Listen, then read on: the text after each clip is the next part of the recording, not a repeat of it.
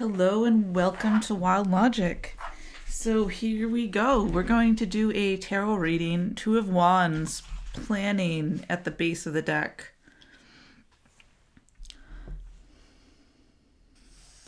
The gentlest thing in the world overcomes the hardest thing in the world. That which has no substance enters where there is no space. This shows the value of non-action. Teaching without words, performing without actions, this is the master's way. And that's 43. So, interesting. And in this idea of planning,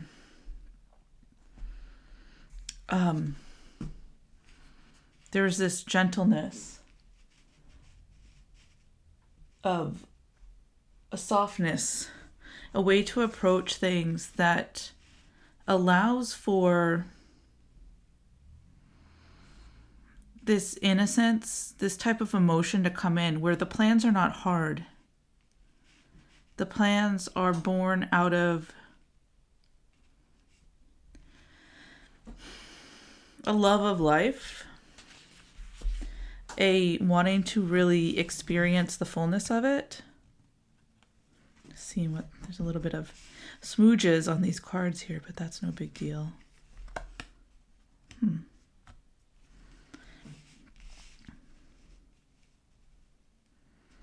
Yeah.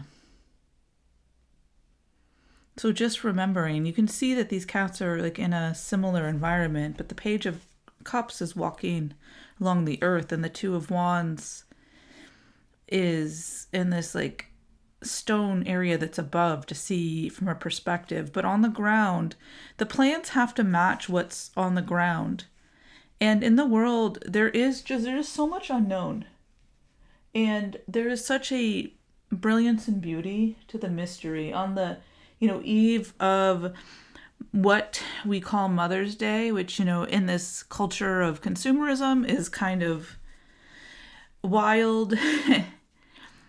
But there is this yin energy, this mystery, this like openness, that this nurturing that comes from this maternal energy where you bring things into the world. And as we bring things in, they might leave. And there is this sorrow of the coming and the going that has been embedded, especially because at this point, there is so much conflict in the world. There is so much neglect to what is truly valuable, and it breaks our hearts and it saps our strength. So now we need a new type of energy to come in that really honors this feminine way of walking on the earth. We here see the Queen of Pentacles. She is holding this coin, and there's this little rabbit, touching one of the necklaces. But there's just an abundance of plants and a landscape beyond this Queen of Pentacles. It's symbolic of abundance and solidity, this welcoming and sharing of what is, this regal generosity that is counter to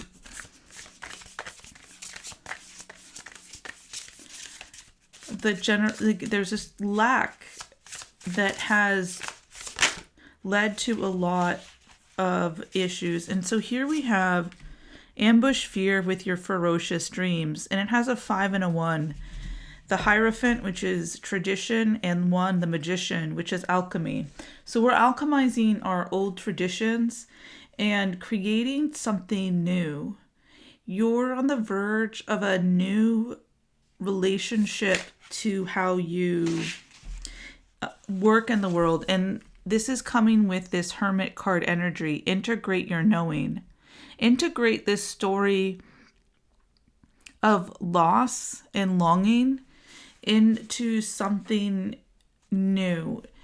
There has this fear of loss is what has motivated a lot of the conflict.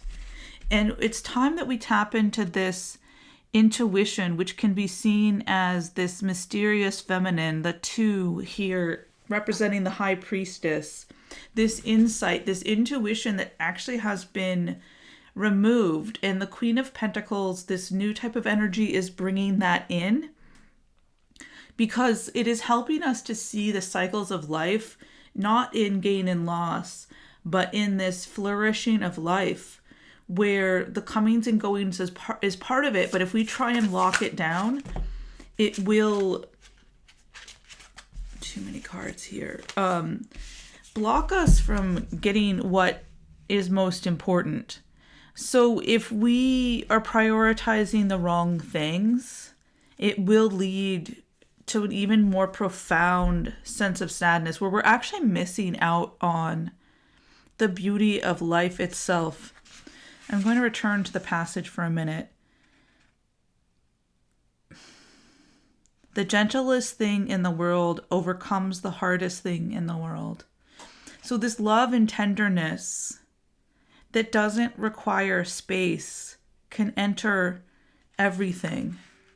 And this love and gentleness, it's not action, it's energy. It's a presence. It's this state of non-doing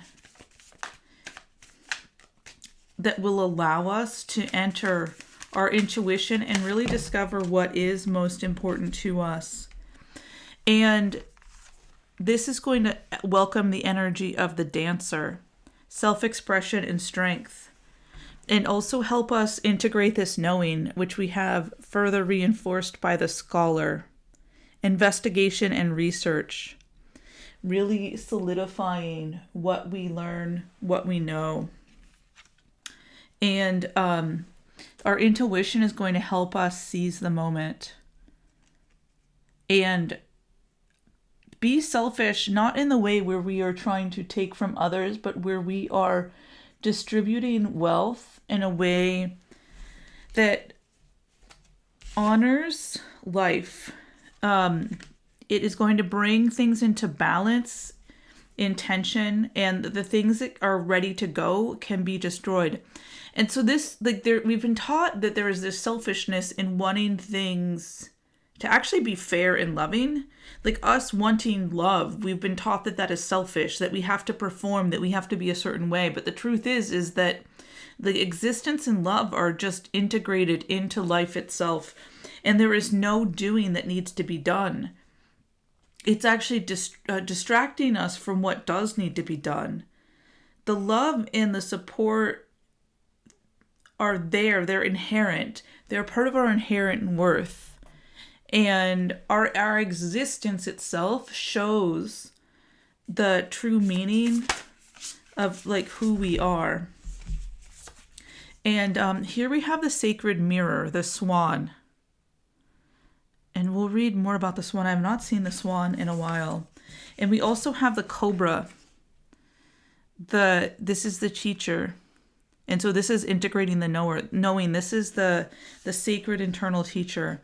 And then we have the frog, which is about healing and water. And then we have the dragon, which is healing the ego.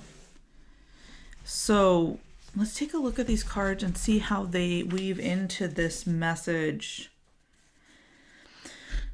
I'm already starting to get that, this Swan is like this understanding that everything is a mirror to us. And so when we are trying to manipulate the mirror, it's not going to be very effective. We have to understand how it works. Effortless creativity, sensitive mystic, elegant power. So once we start to understand how the universe operates and how it mirrors us, we can shift how we approach things. The Swan represents heightened creativity. In Hindu mythology, the goddess rides on the back of this graceful creature. The Swan is ready to take us there, to the fluid realm of writing, creating, and reflecting. This potent and healing energy is not to be taken for granted or taken lightly. When the Swan card appears, your soul is calling for attention, for solo time. An inner voice is waiting to be heard, an inner vision likely to be revealed. Yeah. And both of these cards are about this patience and this internality. When in balance, infinite creative power, right? And so this is that soft, gentle power that is infinite that this passage is talking about. When out of balance, agitated, snippy, lacking vision. So if you're feeling that your vision is shut down, this Swan is out of balance, solo time in writing will help you connect. And particularly, I'm going to invite you to ask to write from this higher perspective of self. You could call it your higher self or spirit guides. There's a lot of different ways to label these things, but when you start to write from like beyond the space of the ego, it will call in this higher vision. Let's see what the Cobra has to offer. Find the fire elements here. Pausing, waiting, the inner teacher. The Cobra represents a teacher or spiritual guardian. The Cobra hovers and watches, ever present, ever protecting, ever loving. The essence of the Cobra is found deep within us in the form of the inner teacher and manifests externally in those special guides who have led us along our path. What would it feel like to be a student again? What are you ready to learn? Remember the old saying, when the student is ready, the teacher appears. When in balance, a student of life, humble and wise. When out of balance, a know-it-all and egocentric. Yeah, so this is really balancing the ego and creating that softness. So to bring into balance, taking a class or study, right? This scholar energy, like looking beyond yourself and integrating this knowing. And so this is going to help us understand and see the sorrow. Once we start to reflect and see things from a higher perspective, the story of loss and grief is going to transform, and we're going to see that the Two of Cups are here. That yes, there has been things that have been spilled, but there is still much for us if we just learn to be more proactive in how we understand by like integrating that knowing, by not thinking that we know everything, not thinking that we've seen all that there is to see. Let's take a look at the frog.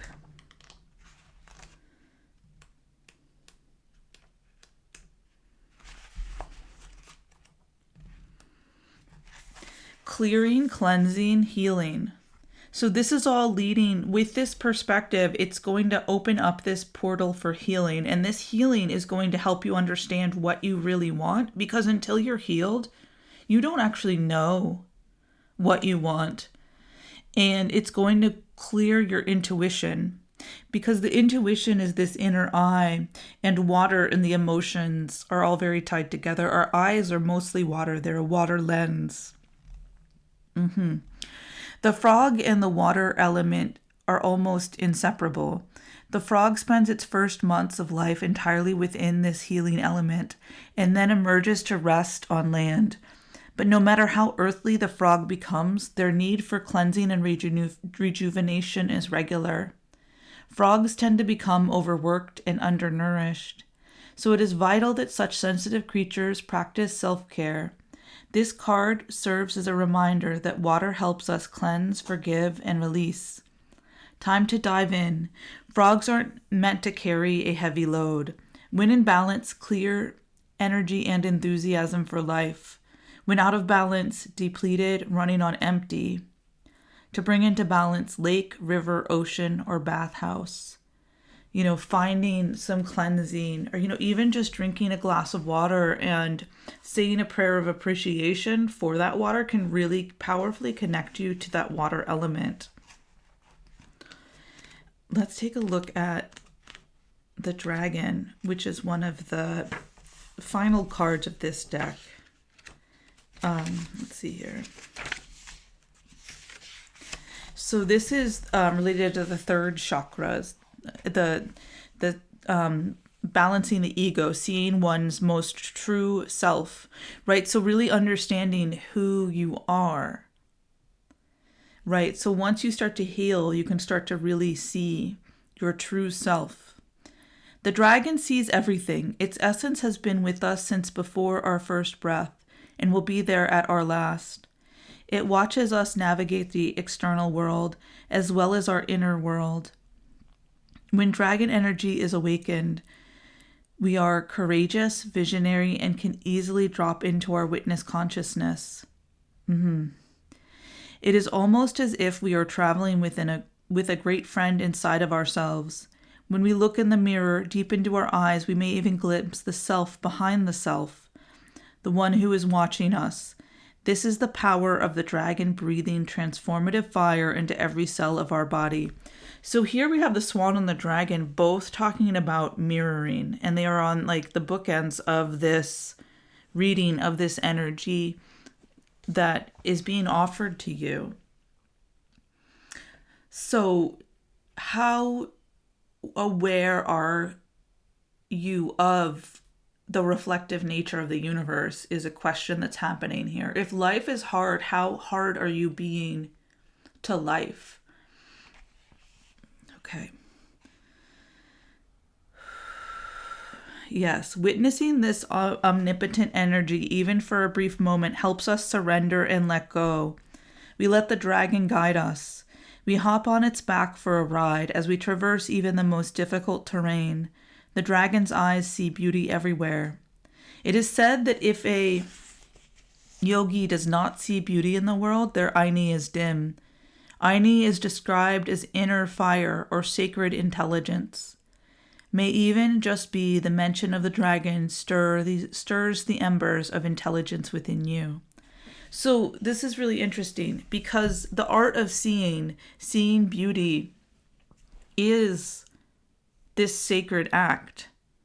And so seeing that you are in the universe, you are the universe that you are seeing, and to heal the sorrow through that, and even the loss, seeing the beauty in the loss, the cycles in nature, the cycles that bring everything to life. Starting to appreciate how sacred it is to heal and to learn and to grow, to transform as the frog transforms, as we transform. And letting ourselves be easy, to go easy, to be that yin open energy.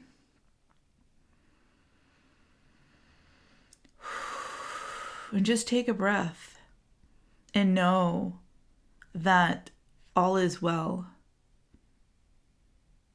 That nothing is out of place, even if we're excited for it to change, right?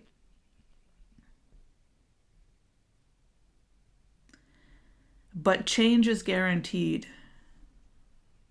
So whatever is present right now will be shifting, good, bad, otherwise. And so part of this mastery that comes with studying the Tao and studying these wheels of healing and starting to understand these principles of the mirror is that there is no good or bad. But if you're on the outside of the wheel, you are constantly at the edge of the experience, and it is hard.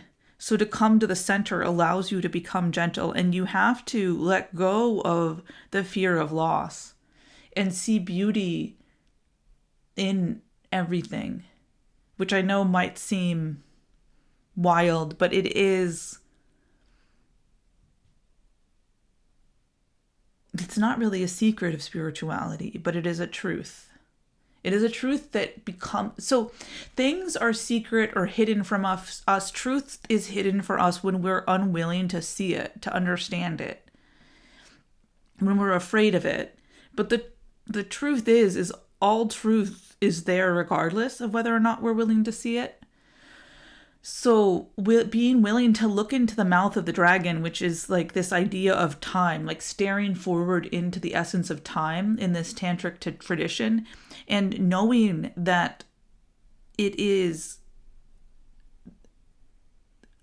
nothing to be afraid of ultimately, Like, it's a part of the fabric of the universe. But if you're resisting it, then you are kind of stuck in a state of grief. You're afraid of what is coming and going.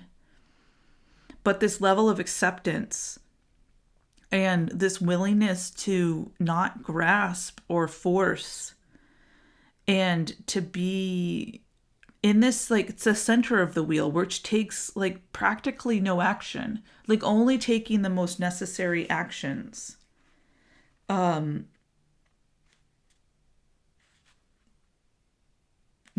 And with that, let's take a moment of silence together.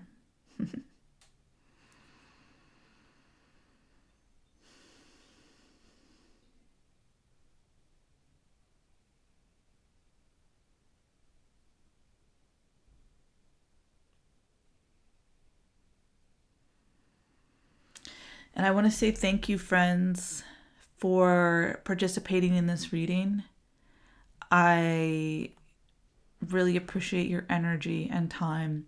If you enjoyed this message, it's always so silly because, yeah, but still, like, subscribe, drop a note. The universe is everywhere, including YouTube, so why not dig into it?